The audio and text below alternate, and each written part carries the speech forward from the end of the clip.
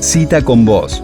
Bueno, y es un gusto para mí en esta cita con vos volver a presentar a la especialista en programación neurolingüística, la PNL, esa práctica que todavía nos queda tanto por aprender en general en nuestra vida.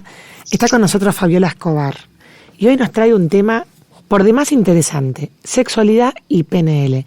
Bienvenida, querida Fabiola, a Citas, ¿cómo estás? Hola, muchas gracias. Yo estoy muy bien por acá. Bueno, ¿qué temita nos has traído, Fabiola? Después tenemos una invitación para hacerle a nuestra audiencia relacionado con este tema, pero charlemos un poquito. ¿Qué tiene la PNL para decir sobre el tema de la sexualidad? Hay muchísima información porque hay una lectura de la sexualidad dependiendo de las edades de las personas, de la cultura, de la educación, y eso es muy, muy distinto, María Elisa, cuando hablamos, como digo yo siempre, con algo más simple y más fácil, que es un lenguaje común, apropiado, y que al mismo tiempo se le otorgue un significado de placer, de otorgamiento o de gusto sexual. Uh-huh. Y no esta cosa de que es algo malo, de que es algo feo, que es exponerse, que casi que si tú hablas de sexo es como de burla, es como de risa. Entonces, primero hay que hablar desde el concepto, desde el significado, desde lo normal que es la sexualidad, desde lo natural que es, imagínate, empezar con esas palabras. Claro, claro. Y eso es todo, porque si tú hablas de lo normal, ¿qué es normal en una masturbación? ¿Qué es lo que es normal de sexualizar? ¿Cuál es el concepto que tenemos diferentes líneas de trabajo? Si tú hablas con un sexólogo, si tú hablas con un orientador familiar, si tú hablas con un psicólogo, generalmente las líneas son semejantes. Ahora, ¿cuál es la distinción con programación neurolingüística? Como bien lo dice la disciplina, ¿qué tan programadas estamos sexualmente? ¿O qué tan condicionadas estamos desde niñita, desde que a lo mejor nuestras mamás nunca nos explicó ni nos dijo cómo se creaba la vida o cómo era tener sexo? Partir de ahí, o que a lo mejor por una amiguita supiste que tuvo sexo, o alguien, un hermano te contó, o viste una escena, o viste una película. Entonces la información que hay desde el origen que tenemos hace que tú tengas el concepto y el significado sexual hoy. Y eso yo le llamo condición o programación mental, que es muy distinto en ciertas líneas, como te repito, de un sexólogo o de un psicólogo.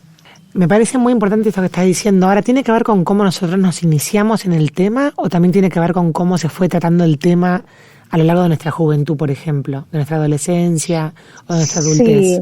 Mira, para mí lo más valioso, como dice la disciplina de PNL, es lo que lingüísticamente te explicaron o te dijeron o escuchaste de lo que era el sexo. Uh-huh. ¿Y quién te lo dijo? ¿Un profesor de biología, de anatomía?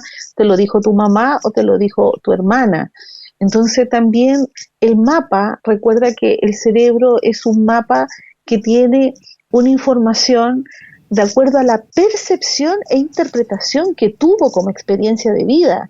Una cosa es que yo te habla de los órganos genitales, de la penetración, de la eyaculación, de la lubricación vaginal.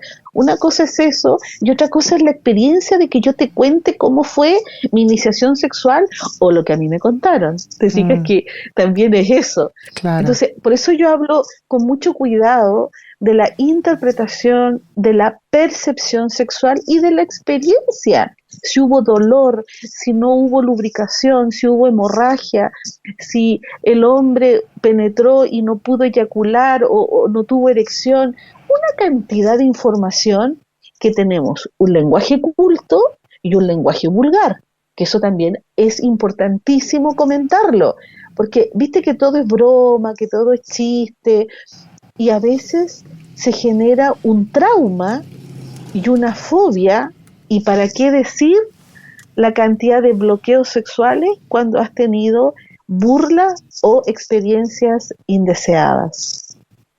Claro, Sí, sí, muy negativa la asociación. Es que cuando tú no has tenido una orientación o una educación sexual, María Elisa, es muy triste escuchar a pacientes que te cuentan su primera intimidad y la última, después de 20 o 30 años, donde han tenido cero placer sexual, donde no conocen o no saben lo que es un orgasmo, un clímax, un otorgamiento sexual. Mira, hay tanta información que uno no deja de sorprenderse con la cantidad de pacientes que atiende de los traumas sexuales. Es una cosa impresionante. Es por ahí algún sociólogo ha medido que de 10 mujeres solo tienen un disfrute sexual el 30%, o sea, 3. Imagínate, esos indicadores son del año 2000, ya por supuesto han pasado 20 años, hay más exposición, más YouTube, hay más comunicación, probablemente pueden haber estadísticas mejores dependiendo también del país y de la cultura. En Brasil no es así este indicador. La exposición sexual y el placer sexual es mucho más satisfactorio en una mujer. En Chile es muy bajo. Entonces se asocia a la personalidad, que somos más tímidas, más calladas, que no hablamos mucho, y así, una serie de factores sociales que limitan y condicionan también, por un lado, la estimulación, por otro lado, la ejecución, el hacer, la conducta propiamente tal, y por final, y consiguiente, el placer mismo. Entonces también, desde lo más simple, yo te diría que lo más bello es orientar a qué significado tiene la sexualidad y cuál es el placer que te otorga y que te permite además darle un significado nuevo a la vida. Eso es demasiado para mí relevante cuando las personas llegan tan traumatizadas a que solamente han tenido sexo para fecundar o tener hijos, porque se le da una connotación negativa al tener sexo, no sé, todos los días o día por medio, ¿no? Hay como una suerte de que eso es feo y malo.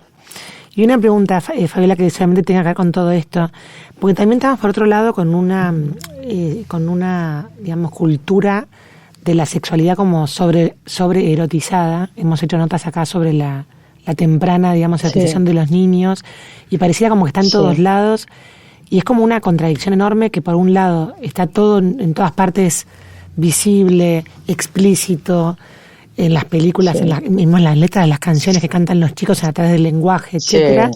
Y por otro lado está todo esto que vos decís de la falta de sentido, ¿no? ¿Cómo se reconstruye sobre esa cultura que está tan, digamos, pareciera como que ya perdió el pudor, ¿no?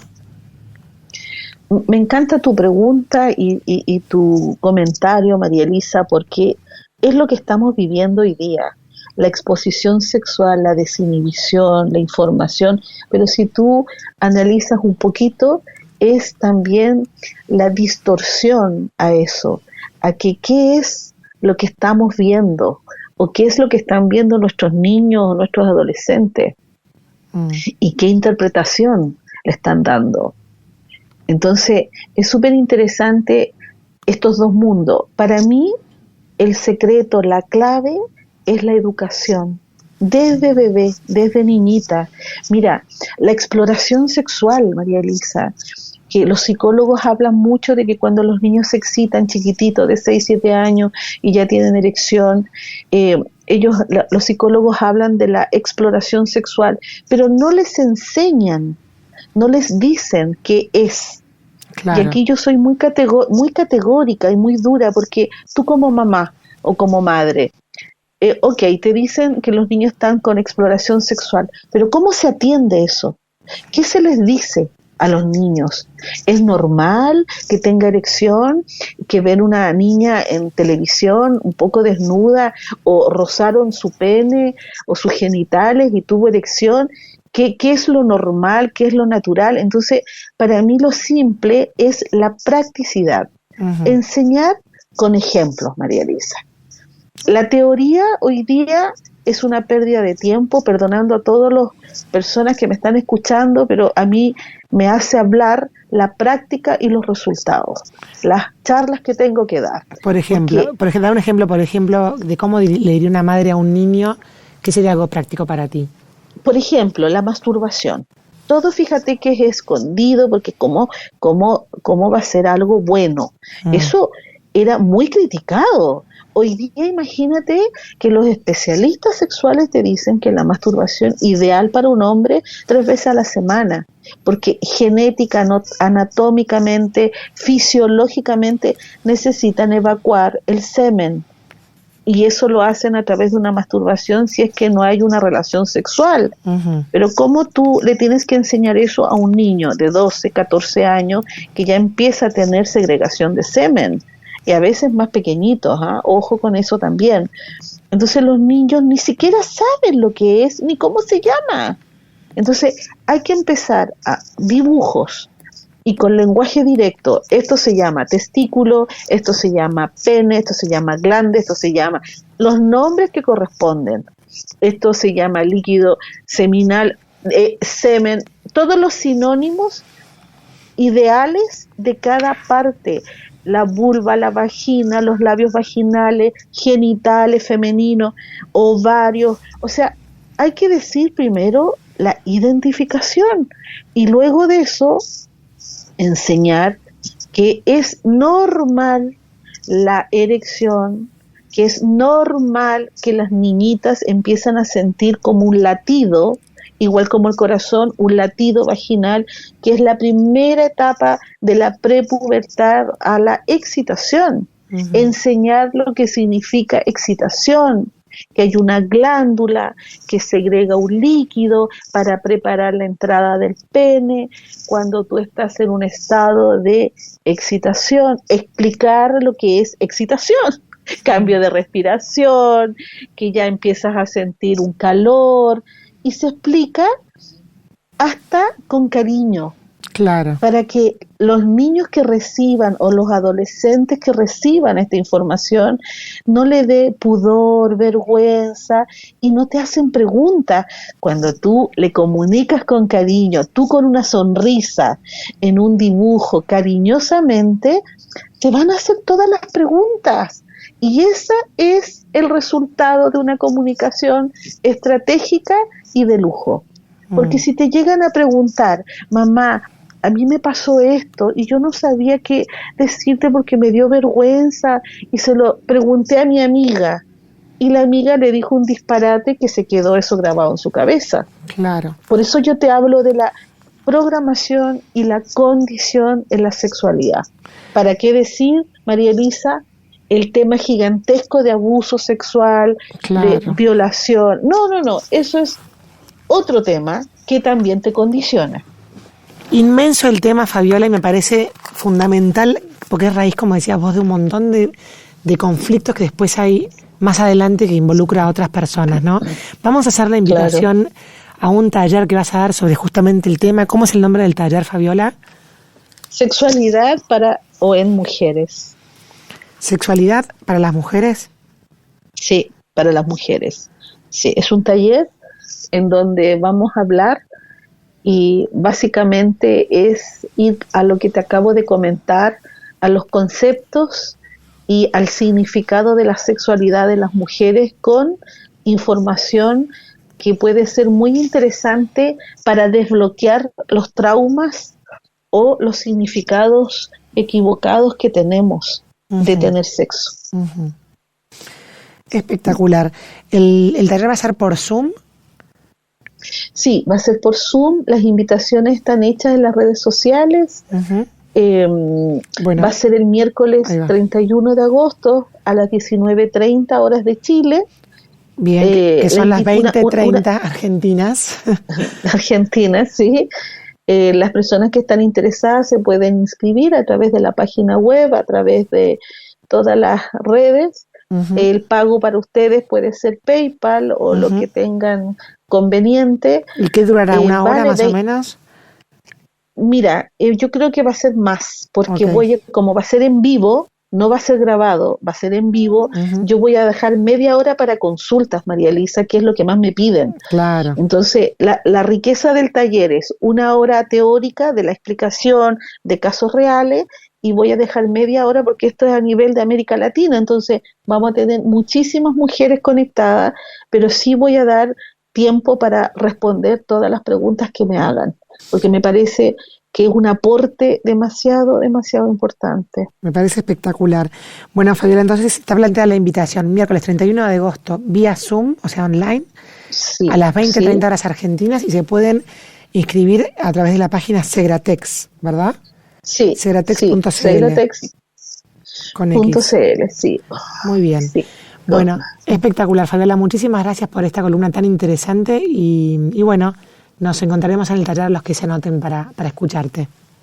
Muy bien, nos encontramos pronto. Un beso a todos. Un saludo, adiós.